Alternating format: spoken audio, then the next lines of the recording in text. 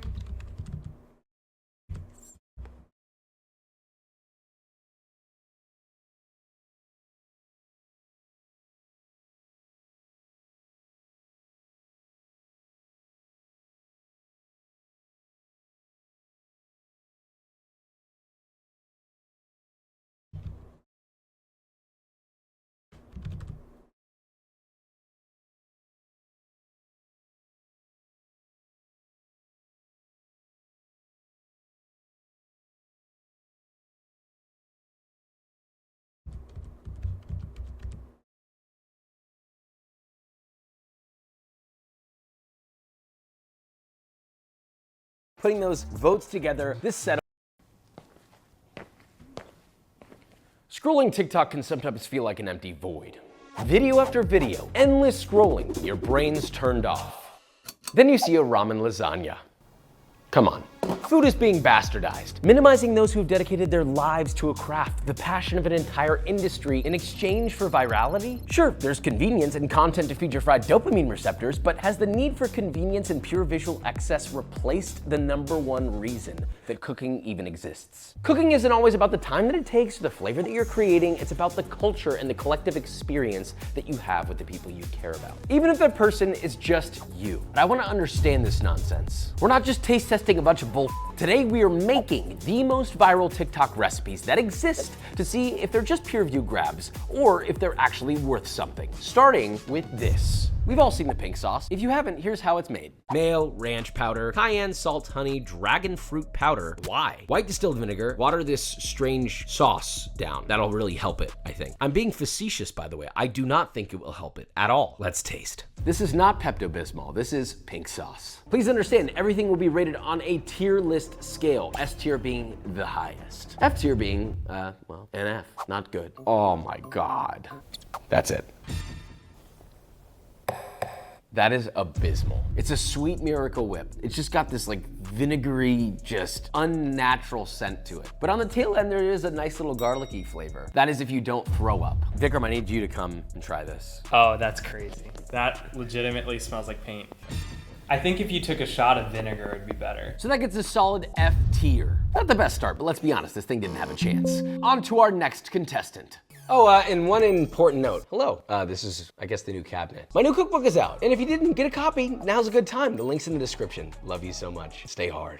Smash burger taco. You know, you could just eat a burger. Why do we have to go this way, huh? All right, whatever. First, burger sauce. Small bowl, mayo, ketchup, mustard, seasoned with salt and pepper to taste. Give that a whisk till combined, and that is your sauce. Get a hot griddle. To that, you're gonna add a 2 to 3 ounce, 75% lean ball of ground beef. Season with salt to taste. Cover with a raw-ass corn tortilla. Press using a burger press until as thin as possible. Sear for 1 to 2 minutes. Scrape underneath, flip, season with salt to taste. Add a slice of American cheese, okay? Cheeseburger should have American cheese at least. Now, once the cheese is melted, it is done. So place it onto a board. Add your sauce, some shreddis. That's shredded lettuce. Thinly sliced white onion, diced pickle, and now we taste. I kind of like it. I like it. What I wanted was a burger, and I still get a burger, I just don't get buns. So I think maybe from the aspect of like, is this a lower calorie option, lower carb option, and you want a burger, there you go. I think for me, I'd give it a B. Would I rather have a burger? Yes, but is this bad? No. If I'm looking at visuals, taste, texture, overall experience, visuals, ugly. I never want to see an open-faced burger again. There's nothing more beautiful than 2 supple, glossy buns and a cheesy, melty, beefy inside. That's an iconic image, and this is bastardized.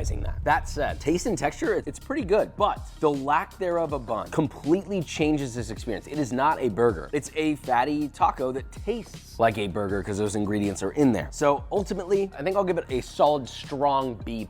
So a B. It's good. Would I make it again? Maybe, but I wouldn't tell anyone about it. Hot chocolate bombs. This one was a big one for y'all. But is it really worth the effort? So you're gonna melt some chocolate over a double boiler, spoon that into a sphere mold. Who has that? Do you have that? Probably not. I had to buy these for this. Spread around to fill the mold, flip the molds upside down to drain the excess chocolate, and I'm gonna give it a B. It's really enjoyable. This is all I have to say. You can make great hot chocolate a million ways. If you are willing to put in the time and effort to do all that work purely for the theatrics of having a ball pop in there, go right ahead. It tastes great, but I do think it's fun, and if I got this, I would be excited about it. So I'll give it a B. Not bad. Ramen lasagna. This looks like it was spawned from a deep REM nightmare. So in a 9-inch square baking dish, first start with a nice layer of night terrors, or the half of an instant ramen noodle, square, spoonful of ricotta on top. At this point, I was really questioning why we were doing this. A little bit of marinara sauce, mozzarella, fresh grated Parmigiano, the other half of your instant ramen noodle, more ricotta, marinara, mozzarella, and parm. Pop that into the oven at 375 Fahrenheit or 190 Celsius for 30 to 40 minutes. Pull it out, and it looks like this. Isn't that nice and horrific? Amazing. I can't wait to have a panic attack later. Cut it out, pop it on a plate, garnish with a little bit of chopped parsley, olive oil, flaky salt, fresh cracked black pepper, and now we taste.